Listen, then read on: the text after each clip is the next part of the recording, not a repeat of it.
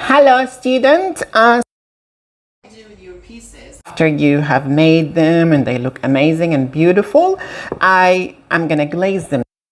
Show you how the glazing process is done. And if you are interested in coming pieces, then I'm gonna do a workshop where students who already have a previous work, they can come in and learn how to glaze. So they will maybe just need to pay an extra $15 because I will have to be here to teach you how to do it. You already have paid for your session, but you just paid $15 to glaze your pieces and as many numbers as. So if you have done a dinnerware set, you will be glazing 4 pieces. If you have done the mug and plate, you will be glazing 3 pieces. If you have the booby mug, you will be glazing 1 piece. So it's just because I have to be in the studio and I will need to teach you how to make it because I could, be doing something else, but because of the studio time, you already have paid for the glaze. It's included in the workshop. But anyway, so what we need to do first, your hands needs to be nice and clean when you start glazing. If you have any sunscreen or cream, that will prevent the glaze from sticking on your piece. So like if you touch your piece with sunscreen, some teachers or potters, they don't make a big deal or a big fuss out of this, but I like to be careful. So this piece already has been fired one, which is called the bisque firing. So now what I'm gonna do is when I bring it from the pottery supply at Milton where they get fired, I wash them and in the sink and then wait for 24 hours so they completely dry. If I wash them and glaze them straight away, again the glaze is not gonna stick on your piece because it's already too wet, so you have to do that. So this is the glaze that I am using. It's called Clear Super Gloss from Walker Ceramic, and this is sold at Pottery Supply at Milton if you're interested in starting doing your own pottery. I've added 40 ml twice, 40 ml of water to this here just to make it more liquidy. So the consistency is very important for your glaze. You don't want it to be too thick, but also you don't want it to be too thin. So now I'm going to mix it and make sure the consistency is okay. So this is the right consistency that you need to have. It's almost like the thickened cream that's actually really runny. There's 2 types of thickened cream. Some is thick, some is so it's definitely thicker than milk, like normal milk. But this particular one, I can get away with having it really thin because I will be adding 2 coats from the outside. It doesn't need more than 2 coats. From inside to be in the safe side because I want it to be food safe. That's where you're putting your coffee, your milk. I add 3 coats just to be in the safe side. But if I don't add water in there to dilute it and add 3 coats, it's just gonna have that really cloudy sort of milky look. So you need to stir it really well. And you might think that glaze is actually liquid. It's not liquid, it's all these dry material in water. So that's why all the dry material sits down here when you leave it on the shelf for a few days. So that's why you need to mix really well. So these dry material gets mixed with the liquid, which is just water. Recently I've started learning, watching lots of videos about glaze chemistry. The liquid is just water. You do sometimes have to add another thing, which is a liquid form, which is called sodium silicate. Yeah, so now that it's nice and mixed really well and I've checked the consistency, sometimes I might need to add a little bit more water because as you leave it on the shelf, it could dry and thicken a little bit. So what I would like to do, I find it's easier to do it on this nice wheel here, so you can create a nice, even, sharp line, that looks really nice and and even. It's not like edgy or up and down. I have washed my brush really well, and now what I'm gonna do, I'm gonna start doing that line. So I'm gonna choose a section. You can't be too close to your food. because you actually not allowed to glaze this section. If you glaze this section, or if accidentally there's glaze on this section and you were not paying attention and you didn't wipe it off, your pot will get stuck on the kiln shelf and you will lose your pot and you will have to pay for the kiln shelf, and the kiln shelf are very expensive. So you have to make sure you leave like a tiny, maybe half a centimeter between the wall and the foot, just in case. This glaze doesn't run. It's a stable glaze, so I don't have to worry too much. Other glazes like Ameco or Mako, especially when you mix them together, they run. So you have to be far away from the foot. So anyway, so I am basically holding my hand nice and steady, and I'm trying not to shake my hand. So I have a nice a line that it's all nice and even. So now when I go down, it doesn't matter. I don't have to be too pedantic because I'm just brushing it on. So this is your first coat. It's nice and easy. So now I'm just gonna check and look at that line. I can go a little bit higher and get a little bit closer to the foot, but just don't get too close.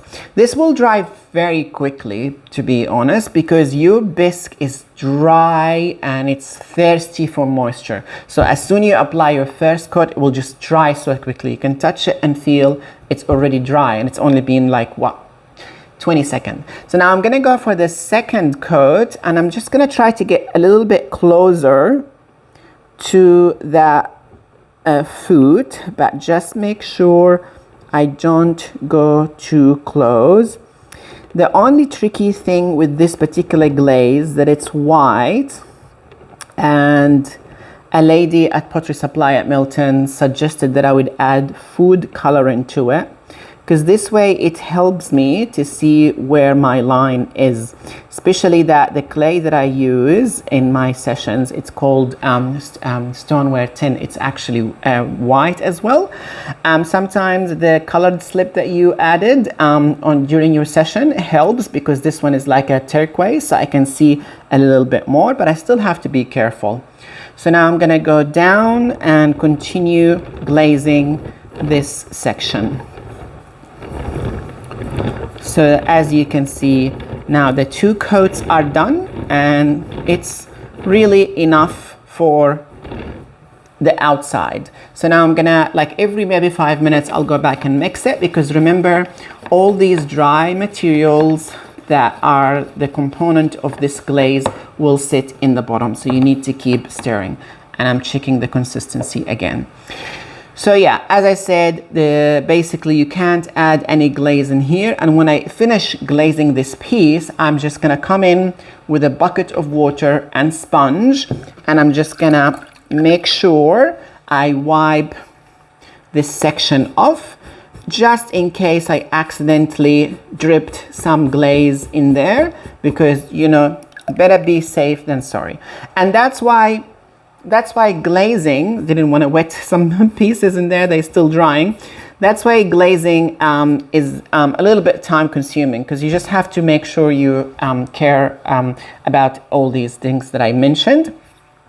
So now it's dry to touch. What happens is the first coat will dry a lot faster, because as I said, your piece is very thirsty for for moisture.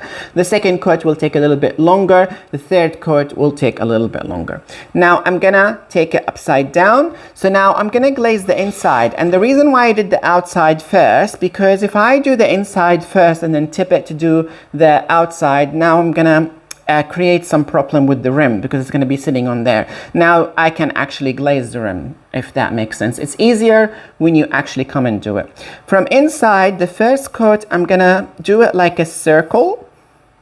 And I should have done that as well from outside. So the first coat will do it as a circle. Then the second coat will do it like from different direction. This is not very important with clear glazing, but it's better, because you want your piece to look nice and even.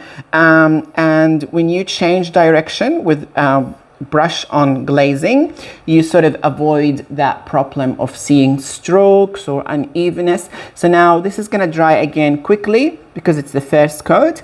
So I'm just going to make sure it's completely dry. There's no point of adding the second coat while it's still wet, because that's just not adding really a second coat. That's just like scraping off what you already have in there. But yeah, so you just wait a little bit to dry, and it shouldn't take that long.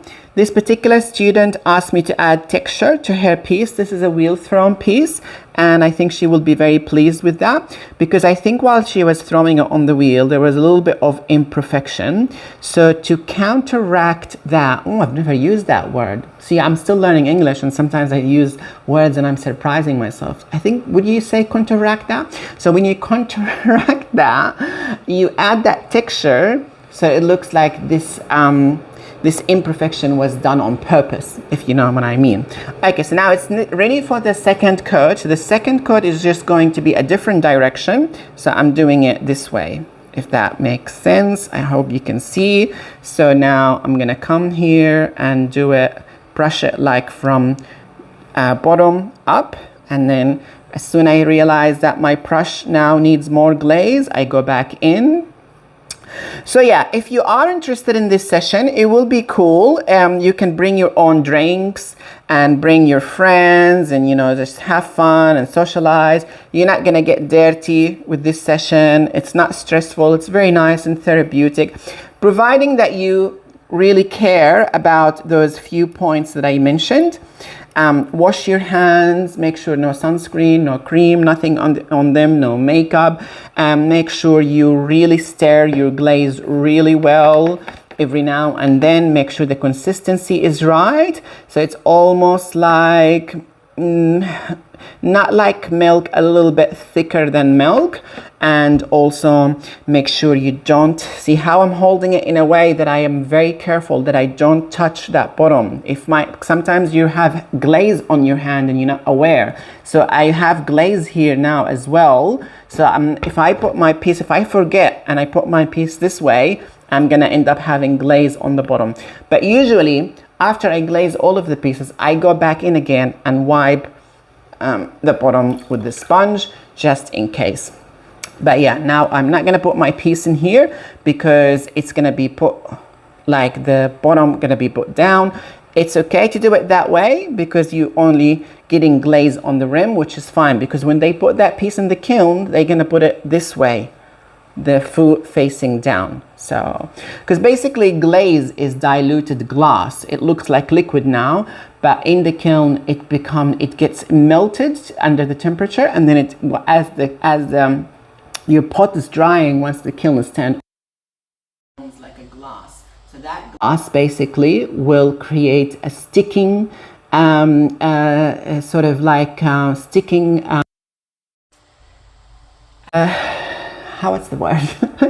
It will just basically glass stuck in between the kiln shelf and your piece, and you don't want that to happen. So now see, it's taking a little bit longer to dry because you already have glaze from the outside and you already have two coats from inside. It's taking a little bit longer. I'm not gonna rush to it because usually in a glazing session, I'll be doing like 10 pieces at the same time. I have to remember sometimes, like I write a little note, this one has already had two coats, this one has already had two coats, and then I tick it off that now this one needs one more coat left, this one needs one, you know, and then I tick it off, you know what I mean? So you just sort of like need to have a system, a program where you wanna work smarter, not harder, and you want to save time. Time is money. Yeah, but as I said, you don't need to worry too much about the time, because if you decide to join those $15 workshops, you will basically be having 2 hours. So during this workshop, it will be a mix of different students. Some students will be coming for doing like a painting workshop, which is only $35, providing they just do like a small piece. That's for the ones who's painting like a workshop, because I'm still gonna glaze it for them, and I'm still gonna pay for firing. Then the other group of people will be students who are coming to glaze their existing workshop pieces. So that's only $15. And I'm just still working on doing that listing. And then there's another group of people, like I will have maybe 2 tables. Another group of people that they will be coming to do a glazing workshop for like not an existing piece. There will be pieces on the shelf. They choose the piece that they like. They choose the recipe that they like. I will provide them with different glaze recipes. And when I say glaze recipe, it's not like making it from the scratch. It's just mixing 2 or 3 different existing glazing together. Usually it's Ameco glazes or Mako glazes. So they will basically, that will start from like maybe a minimum charge of just one basic glaze, like a celadon. They can glaze 2 pieces for $50. I'm still working on the pricing. If they want a more complicated glazing combination, it could go up to $70, because Ameco and Mako glazes are extremely expensive. They come from America, whereas this one, the simple clear glaze, is not as expensive, and you can get like a big bottle and for a good price. So now it's dried. So what I'm gonna do, I'm gonna add the 3rd coat. Remember, the 3rd coat is going to be like a circle, because we started with the circle and then we went with the brushing from top up, and now the 3rd one is going to be a circle. And I'm just gonna focus on the rim again, and voila, this piece is done. So it doesn't take long. Like, see, if you have a list of pieces down here, it won't take that long. But just, you know, I'm also talking because I'm filming a video to show students what I will be doing. Thank you so much for watching. I will see you in my next video. Bye.